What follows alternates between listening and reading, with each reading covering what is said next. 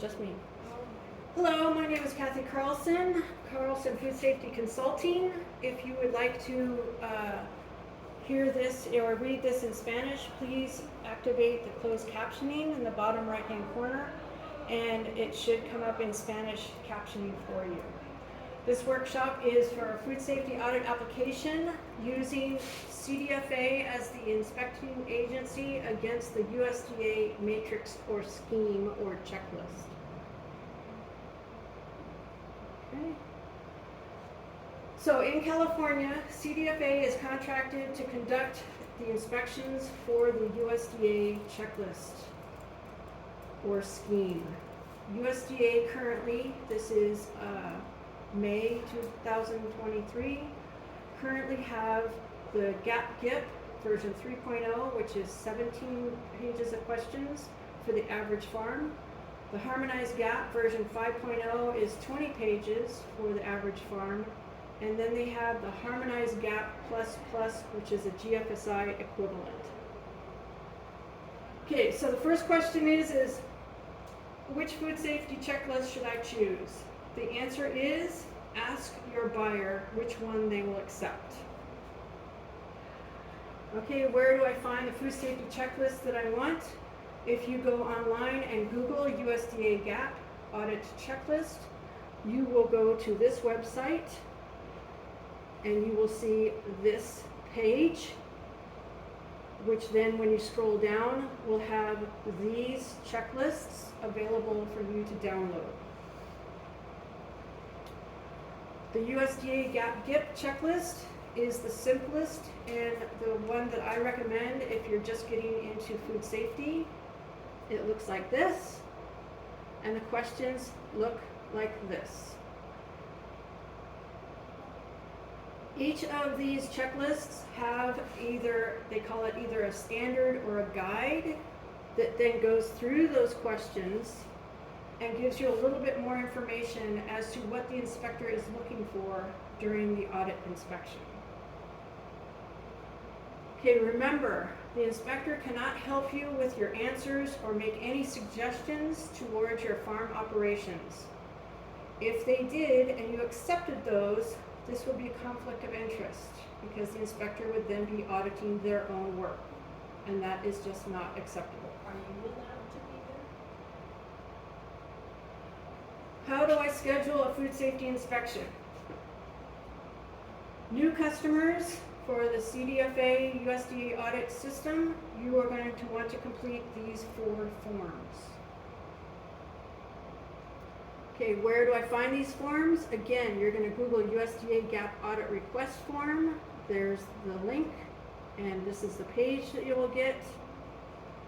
And again, you're going to download 4 of them. So here's the first one. So there's a couple of things I want to show here.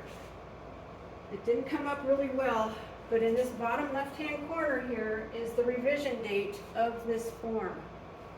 To date, the day that I'm giving this webinar, this is the most current one.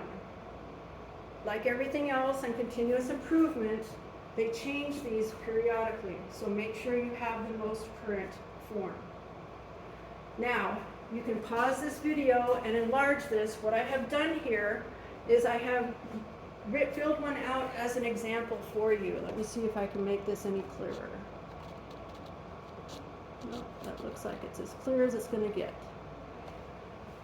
All right, so you're going to put in the request, the date that you turned in the request, the date that you wish the inspection to happen, the farm office information, the location of the farm, how many acres, what products you're growing, and more farm information. It's very important on the product list that it's a comprehensive list. So maybe not all that you're growing and have in the ground during the inspection, but what you plan to grow in the next few months. Because this list of information is going to go on your certificate.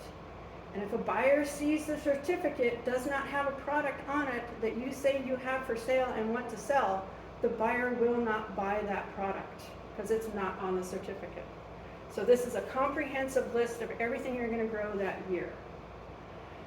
Then you're gonna fill out which checklist you wanna be audited against. This is the basic gap one right here.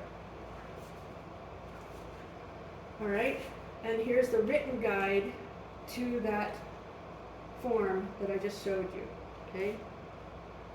The next form is the 651. Again, you want to look for the most current rev.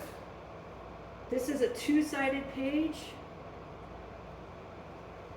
You're going to want to have the owner is going to print in their name, sign it, put owner, the date.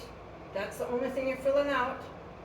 Then, if you want to hire me, you'll put my name down there, because then they will contact me if there are any problems or questions that they can't figure out or get from you. Again, here's a guidance to filling out that form. The next one is the 430. This is the USDA Specialty Crop Vendor Form. You are opening an account with USDA, and you're going to fill out everything here as I have highlighted.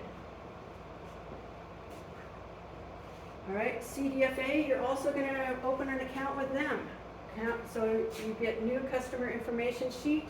Again, you're going to fill out all of this information as I have here as an example.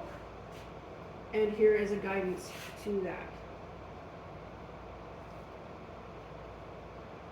All right, you're going to submit by email these 4 forms to CDFA. Be sure and sign them. There's 2 places to sign. I take that back. There's 1 place to sign, but 2 places where your tax ID number needs to go on those 4 forms.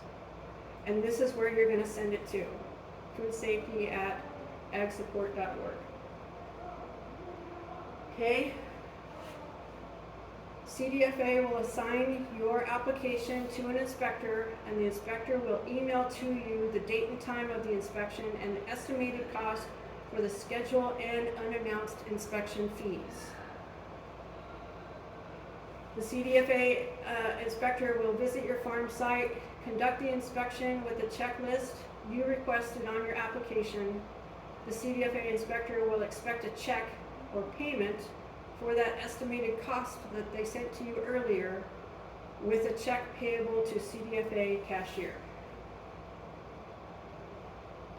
Okay, then what to expect from there.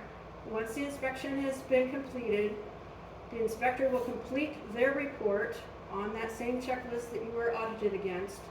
They will send that copy of that report to you and then to USDA. USDA will then review that report. If accepted, they will issue you a certificate, and they also put your name on their website. This is how the buyers know that you're in good standing and your certificate is valid. For this, USDA will send you a separate, independent bill. Watch for this, because it could come 2 weeks later, it could come 2 months later after your inspection. The USDA AMS Ag Marketing Systems will send you a separate bill, additional bill, as of today, is for $396. This is what that bill looks like. Okay? Doesn't say anything about an inspection, doesn't say anything about CDFA.